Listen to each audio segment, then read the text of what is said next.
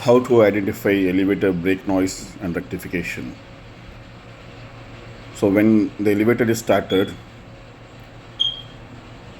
you will hear the noise.